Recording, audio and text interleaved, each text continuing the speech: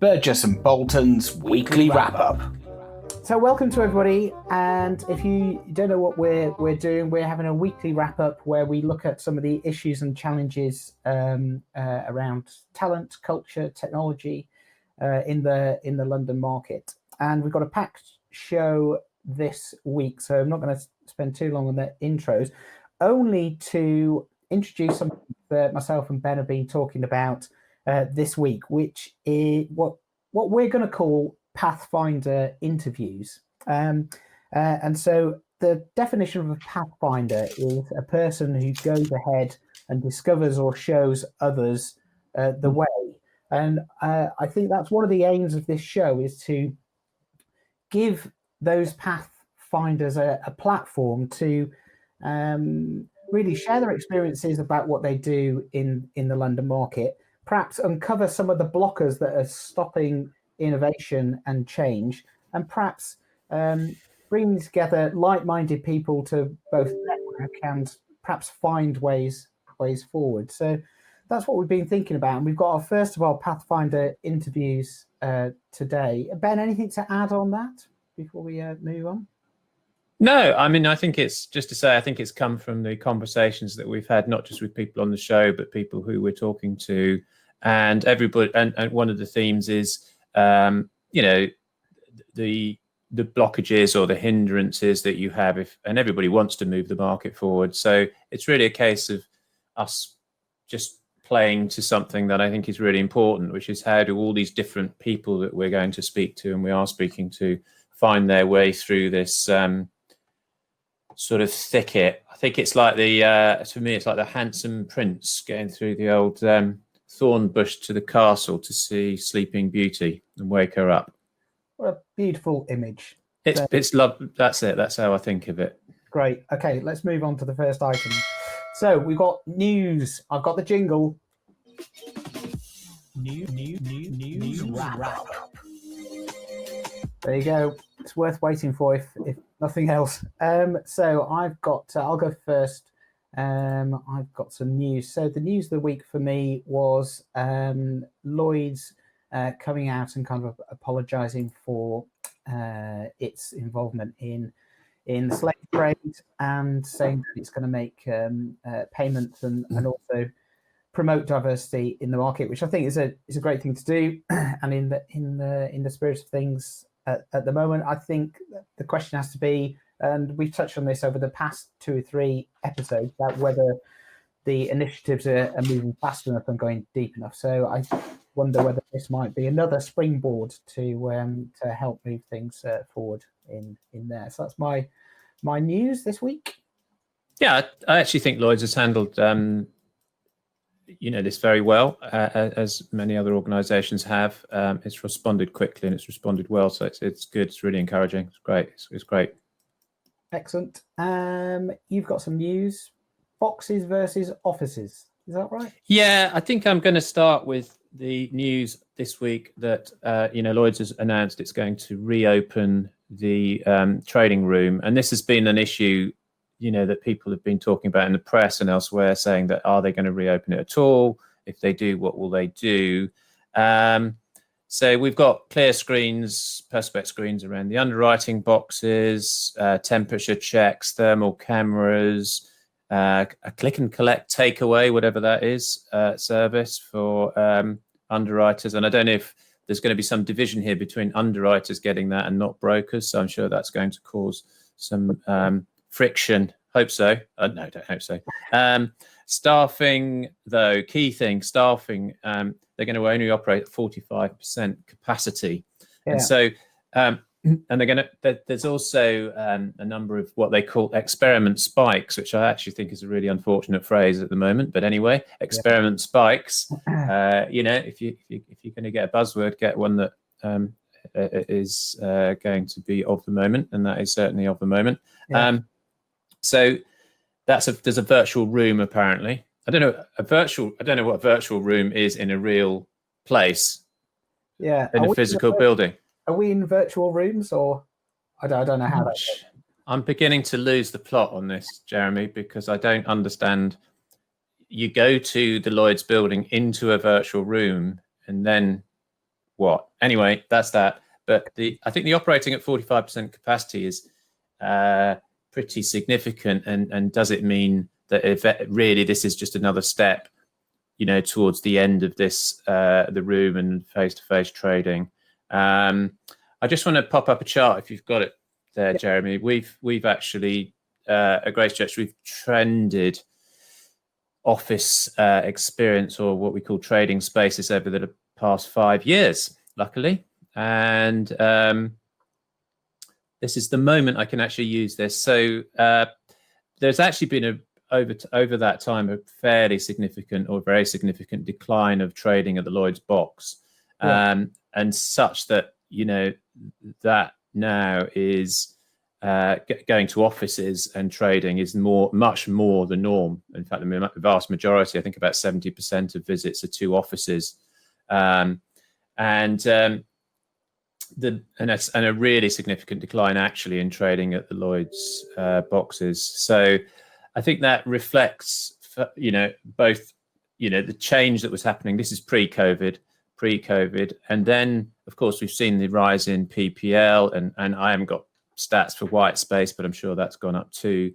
So everything seems to be going in really one direction. It's quite interesting. There's an article in the FT, and someone said, I've never understood the appeal of spending 30 to 45 minutes and often longer queuing up to see an underwriter. I actually think the desire to keep trading face-to-face at Lloyd's is largely due to a desire by the underwriters to be seen as having social capital, perfectly demonstrated by having a queue of brokers waiting to see them. The idiocy of this seems even worse when you consider the brokers could visit the underwriters at the underwriters' offices more or less any time. Time for these dinosaurs to join the 21st century. And that, and many other comments like that, have actually sort of carried on onto a LinkedIn debate. And so this is a really kind of hot issue, and I think it's definitely going to run. And by September, or in September and afterwards, we're really going to be able to start to look at what's going to happen to this trading environment, what's going to change, and what's going to stay the same. I think just one final point, legitimately, people have said to us, look, one of the things about the Lloyd's room and the boxes and things is it might not be the most efficient way of trading, but it is where people meet and network, particularly young people as they come into the market. It's a great place to see, a whole range of people and start to build your network. And so, it's easy just to say, hey, get rid of all these old anachronistic things, but actually, there's things that have to take their place and things that still have to continue. So that will be something to be thinking about.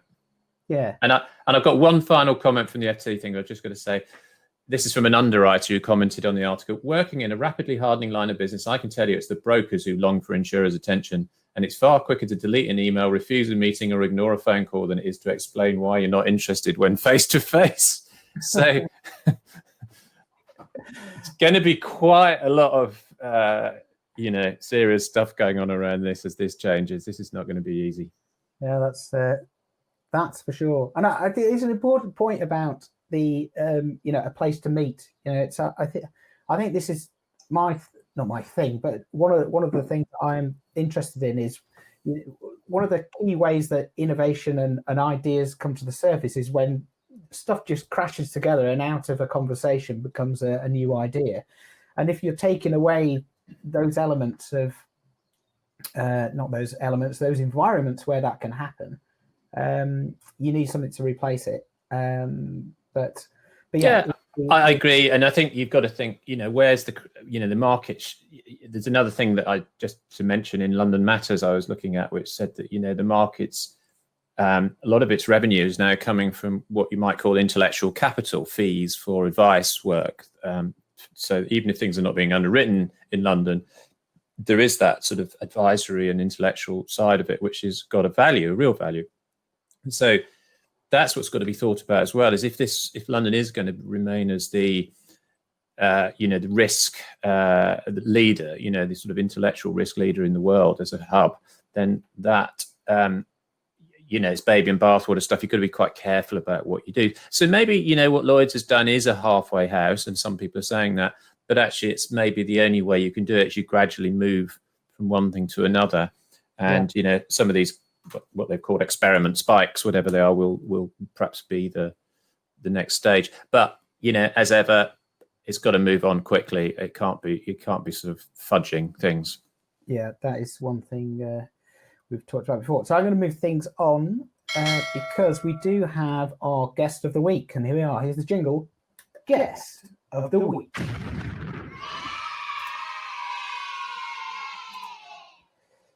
There we go. So our guest this week is Peter Clarke. He's the founder and the Insurer Core. Hi, Peter. How are you doing? Yes, very well, thank you. Yourselves? Excellent. Good. Hi, Peter. Hi, Devin. Thanks very much for joining us today. Yeah. And as I said, you're our first of our Pathfinder interviews. Now, you didn't know literally a quarter of an hour that was going to be cool. Anyway, that's decided. So we've got some questions to ask you, and we're going to kind of explore your feelings about the market and perhaps some of the challenges you've encountered.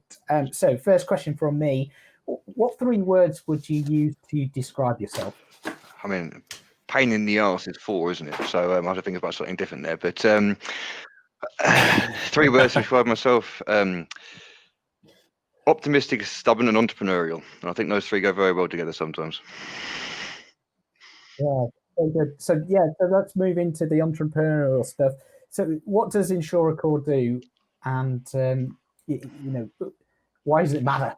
If I could be of course. I mean, Insurer Core is sort of one of the simpler to understand platforms out there. Really what we are is a digital risk appetite directory, i.e. we allow insurers, MGAs, wholesale brokers to advertise what insurance they can offer, and other brokers to come on and search via key insurance terms to be able to identify who they can help with. So really we're a connections platform. We're bringing the market together and helping them communicate and get in contact as quickly as possible. So where we sort of step away is at the transactional place, we're everything pre-quote. The moment people agree, yep, there's something we can do here, they can pass it through any system they want. Now, that could be an e-trading platform. It could be an email. It could be send us a PDF and I'll drop my electronic stamp onto it. But we're not trying to sort of force anyone down a certain route. But I do believe that the quickest efficiency gain that the market can have is by putting people into contact with each other in a far more digital manner, really. Cool. So, Ben, have you got a question? We met, Peter, probably now, was it 3 years ago, 4 years ago, at a bar at an InsurTech evening, wasn't it? And this is kind of more of a reflection on sort of my take of where Peter's come from and then there will be a question, which is that, he struck me as one of these, a sort of unusual person in a way, someone who had a vision and an idea in this market and wanted to do something, and that was I think that's it's amazing. And so one of my early questions is, are you seeing from those early days and your journey, are you seeing other people like you coming into the market? Yeah, I think there's been a constant flow. When I set up, it was 2016, I think, or 2015, 16, and InsurTech wasn't a word at that point. FinTech was only sort of recently coined as a phrase, and the thought of insurance and technology going together wasn't on people's minds. I mean, I remember going into one meeting with a small brokerage firm and talking through the platform, did my little demo, and they sort of looked at each other at the end and smiled and went, "You do realise we're in insurance? Why are you trying to sell us technology?" And for them it was sort of, "Why are you here? Why, do you know who you're talking to?" type thing. "Why are you trying to sell me this?" And then if you fast forward, obviously, to the conversations we're having now, where obviously people are, we need technology, we can't work without it. In that time, you've seen a very, very gradual progression to that sort of that mentality. And in that time, you've seen it slowly grow. I think we went through a peak probably around 2018, 19, when InsurTech was the real hype. You had blockchain platforms popping up all over the place, and AI was coming out of our ears. Since then, I think people have got more refined ideas. You're seeing a lot more market practitioners actually saying, well, actually, I understand the problems a bit more.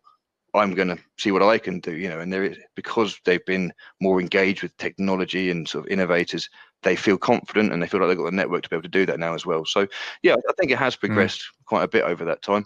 And yeah, like I said, new Yeah. players all the time coming out, and interesting to see where it'll go. And so that's the kind of positive, upbeat thing, which I hope we would get at. And I do think it is changing. I get that sense. And there's people like you, and there's others, you know. And I'll mention people like Robin Mertens here. I think has done a brilliant job in the market, I have to say. You know, but what were the kind of challenges that you faced along the way? I know we've talked about these before, but it'd be really just interesting to sort of say, what were these, you know, in this kind of pathfinder idea? How did you find your way through? I mean, we've had a number of challenges, but I mean, so the one for us, which was always stood out because of the basis of our platform, we had a very sort of difficult chicken and egg scenario. You know, we were going to people saying, we've got this platform where insurers can advertise their products and expertise to brokers. So you'd go to the insurers, do you want to become part of our platform? The insurers go, well, how many brokers? Well, none. We need insurers on there first. So go away, get some brokers and come back. So you then approach the brokers and you go, right, we've got this platform which allows you to find insurers. How many insurers have you got?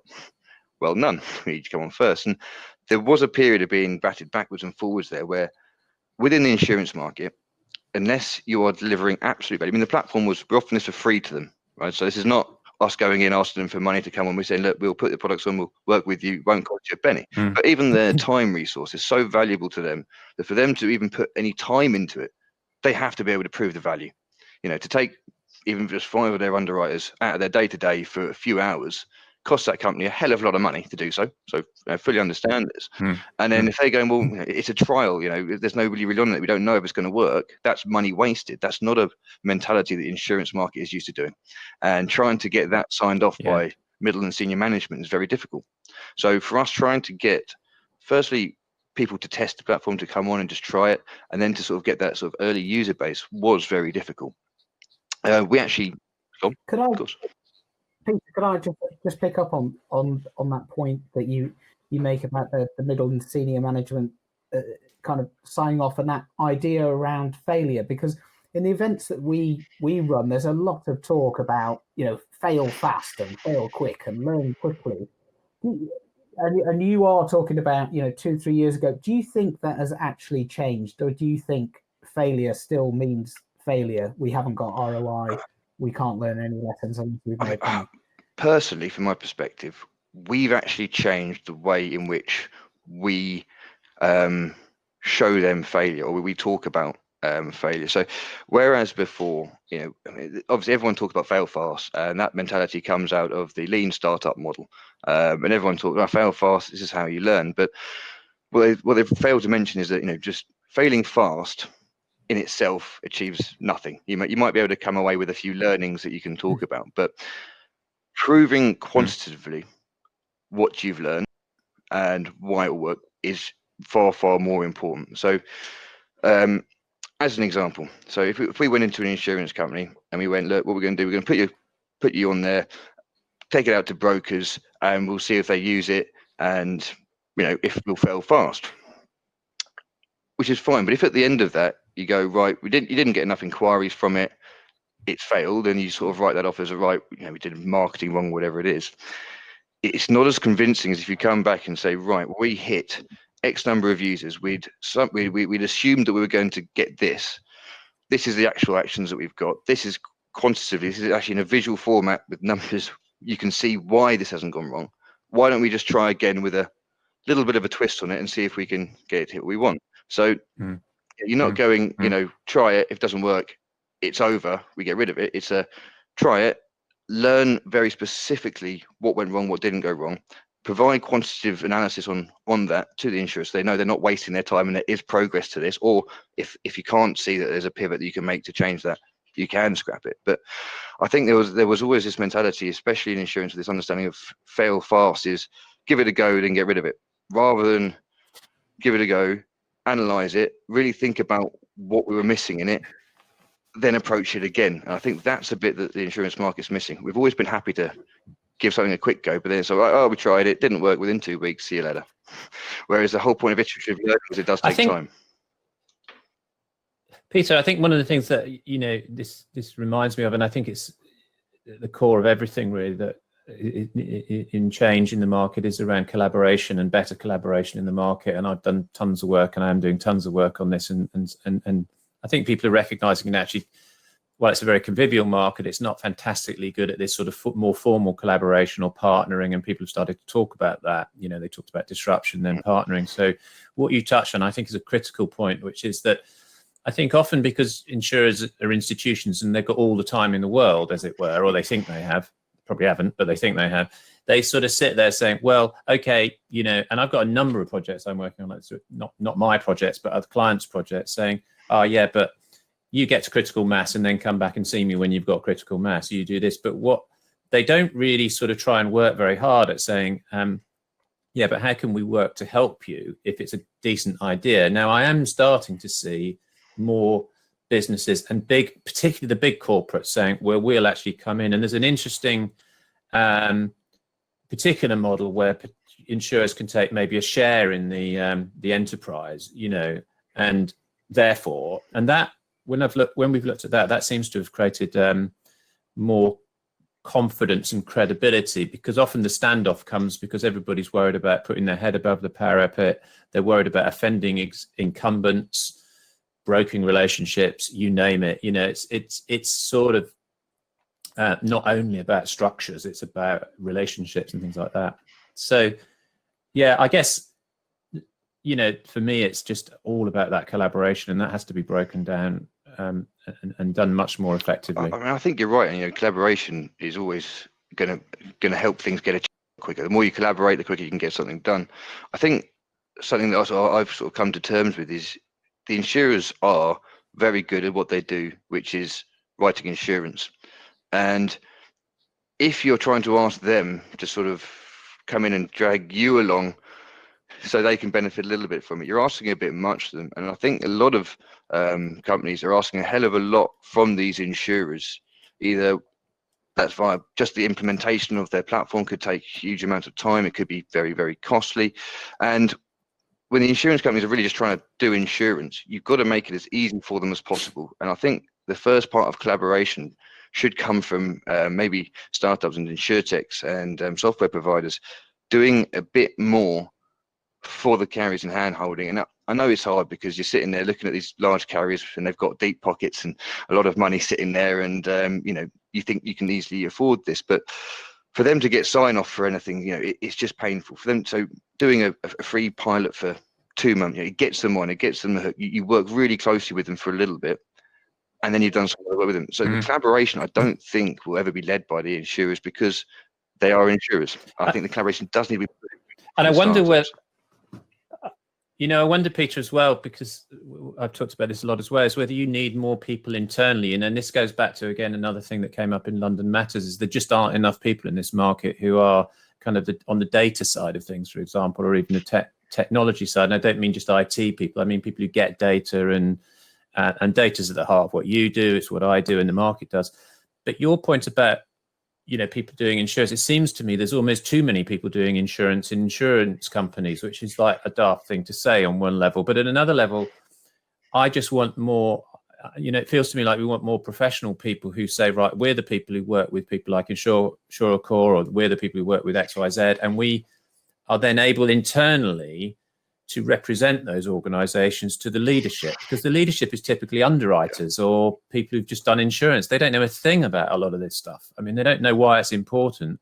And then other underwriters or other people can't articulate that. I think you're right. And to me, I think a good way to look at it would be sort of thinking about technology like insurance for insurance companies. They can bring in their own risk managers, who can figure out for themselves and what's best for the organization themselves. But I think there's a big gap in the market for technology brokers, really. There's a lot of technology platforms out there. There's a lot of noise about them. Trying to figure out the difference between the offerings, trying to figure out how best to migrate from one to another is a very difficult challenge, and just vetting them is very difficult. Having people in the middle there who can come to an insurance company, they just need to innovate, and then giving a third party the role then to go out, find the best products for them within the market, help them implement it. The insurance companies can just be insurance companies and focus on what they're good at, and then have the technology being implemented by, again, someone who understands process change, who understands the operational management that needs to go on behind it, and also understands the technology that they're looking to implement. I mean, obviously, if you do get your own sort of internal technology specialist, fantastic. There's loads of innovation managers out there, and I think a lot of them are doing good jobs. it's the same way as if you're a large organization, you can have your own risk manager, but having a specialist in that subject matter who's also working with other people, I think that could be a good role, and it could be a good way to help the market move forward. Not putting too much of an onus on the insurance companies to firstly understand the technology, second understand what they need, thirdly know how to implement it, and four know how to train their staff to be able to use it. That should be a job in itself. And I think there's also a question here about ownership, isn't there? For me, when I talk to insurers or people in the market, they seem to think that the processes along which they deliver a service is the source of their competitive advantage, and they all want to have their own unique way of delivering whatever it is on whatever platform. And this creates massive problems and frictions, because you've got data sitting on different platforms in different formats that can't speak to each other, and it just becomes very complex and very messy very quickly.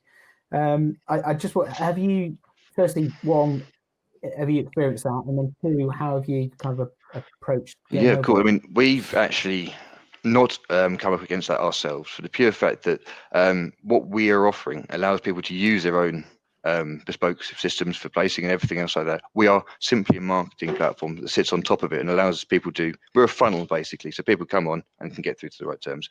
Now, in terms of that being an issue, I mean, absolutely, we've obviously we touch very closely on the placing systems, and we get asked a lot, how are we catering for that next step of, I found who I want to do with this place. And so we've talked to sort of the likes of the white spaces, the PPLs, but then you've also got your Broked platform, you've got your Willis platform, Hiscox have got their own platform, Brit have just launched Key, and I completely understand it. You're never going to be able to get every single insurer broker singing from the same hymn sheet when something like that is such a competitive advantage. So it is always going to be that case. I don't think we're going to see the sort of your VHS Betamax type battle where one will come out victorious. There'll always be the competition in that market. So what we're trying to do is offer a sort of a universal port where you can come in and then from there be directed to the correct platforms. But you're right, the data itself and the exchange of the data is going to be difficult. Now, Lloyd's have just announced their new API. I don't know if you've seen that, but that's going some ways to trying to answer that question. And I know they have other projects in mind for that. But again, even that said, if they don't get the support of the two major brokers on that, then and if the two major brokers don't work together on that, you're still going to have two systems at least anyway. There's still a lot of work to do to get the universal agreement behind one platform. And they tried B3I and tried to get a blockchain platform to achieve that as well, and I think they've all come up against the same issues. There are too many of them, and there are too many competing issues there. So whether there is an answer to that, I'm not entirely sure. I think your point, and it's come up in conversations I've had about how do insurers choose or carriers choose between all of these competing systems, and certainly research that we've done recently, people are saying, look, God, it just feels like there's so many now that, it feels like they're all the same. They're just like tech people coming to us with another tech solution in search of a problem. I think what I have seen is that people are starting to say, we really need to know if these deliver in business terms. Do they deliver us new business? Do they deliver us business that we wouldn't have seen otherwise? And that seems to me to be fundamentally important, is that, and how, I think, do you create the interaction still? Because I think it's still required.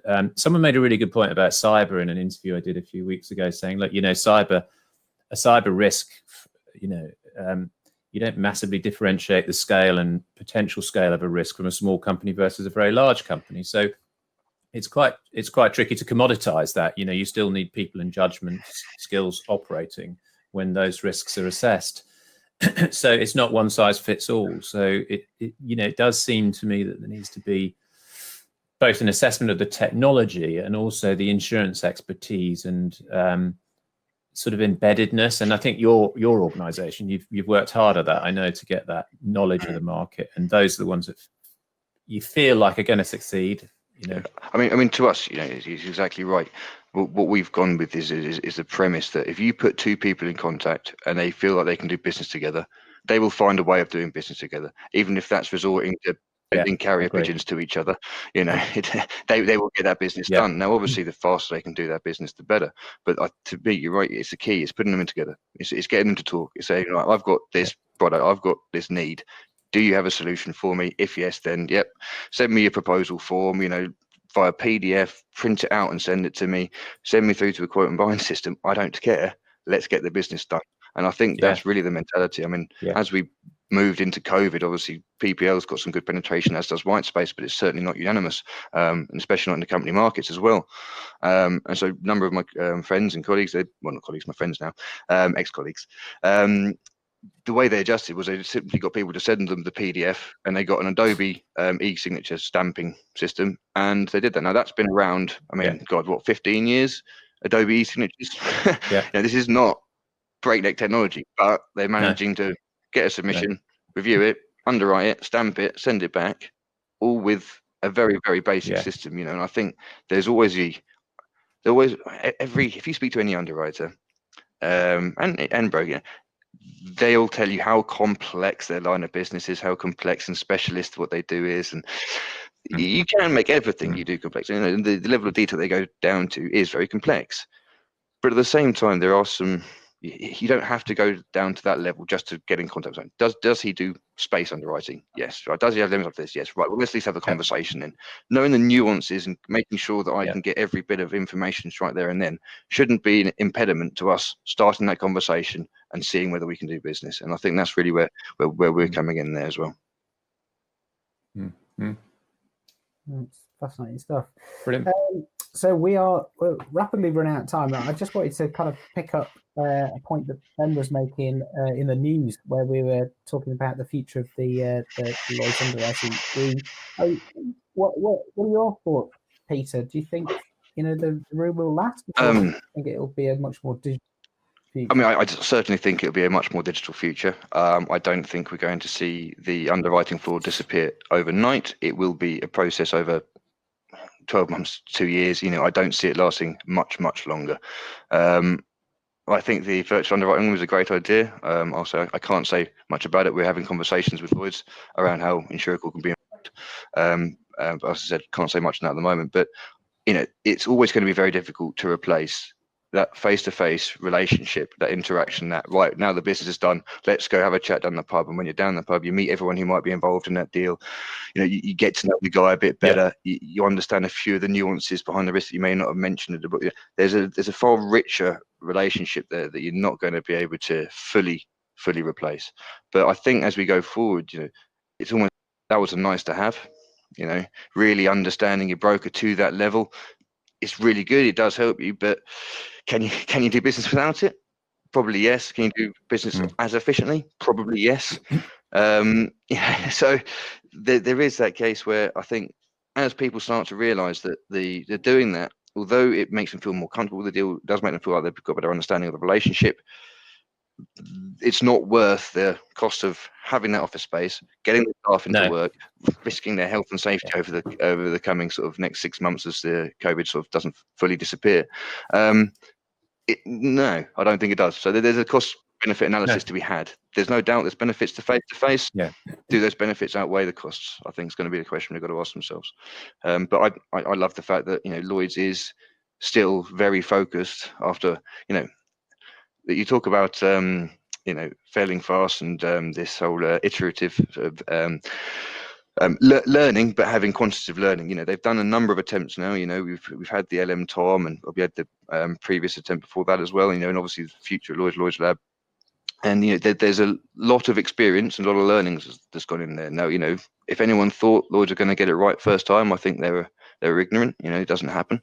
But with this many learning opportunities that they've had, if they've done it correctly and they've taken the opportunity to learn from each one of these, this should be a very straightforward process for them to be able to string up a virtual underwriting with.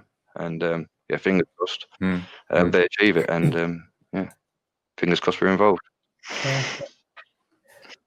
Exactly. Well, thank you ever so much for coming on, Peter, and sharing your thoughts. Perhaps you could come back, in a few weeks' time when we've got clearer sight on some of this stuff, and we'll review some of the topics that we've talked about. Absolutely, we can evaluate. Yeah, you might be in the version. Exactly. Yeah, you might. I was going to say you might be in there. Who knows? Maybe. Whatever it is, You might be able to take a wander around. We might all be in there. We'd be click and collecting. Oh, exactly. Great. Get with takeaways. How good's that going to be? I'm quite actually excited. going away and doing our first takeaway points with a few guys in the market later this afternoon. So I'll let you know how that goes. Oh, I love it. I've ordered my fate tomorrow so I can get the train. Brilliant. Thank you, Peter. Thank you. Cheers, Peter. That was great, wasn't it, Ben? I really enjoyed that. Really good insight into. Yeah, Peter's a good guy. I've known Peter for quite a long time. Followed the progress. I thought, something about some people when you meet them, they're going to do well. Persistence and pays off. And he's, there aren't that many kind of entrepreneurial people in the market, and when we need more, I think it's good that he thinks there's more coming in as well. I think that's excellent. Yeah, he's good though. Very good product too. Right, final item. What have you got on? Well, actually, no. We'll do word of the week. Have you got a word of the week, Ben? Yeah, I was really struggling with this, and I came up with one. I think this is quite good actually. It's very, very last minute, but Kenny ratio. Kenny ratio. It's the number of times that Dalglish played for Liverpool. Oh, brilliant! Oh, that's much better. Mine. Soft market, a place to buy pillows. That's it. There we are. So we're up to bubbling last weekend. Are you still bubbling, or I'm doing more? Bubbling in Eastbourne and doing a picnic. I think lockdown's over now, isn't it? Really? So it's probably not even bubbling. It's probably just normal. That's it. Yeah. Picnic. What about you? Yeah, I think we're probably walking, barbecues, all that kind of thing. Walking barbecues. Walking. A new thing. Yeah, it's dangerous activity. You can actually get cover for it in. Yeah, bloody hell. It walks alongside you and you just chuck a burger on. Yeah, drag it. Yeah, amazing. What a great innovation. We should trail next week's show. Madeline Bailey's going to be joining us. Ex-MS Anlin innovation strategy is her thing. How we deliver it. So looking forward to meeting Maddie next week. So with that, Ben, get kids cheer again. Here we are. And I'll see you next week. Yeah, have a great weekend, everyone. Burgess and Bolton's weekly wrap-up.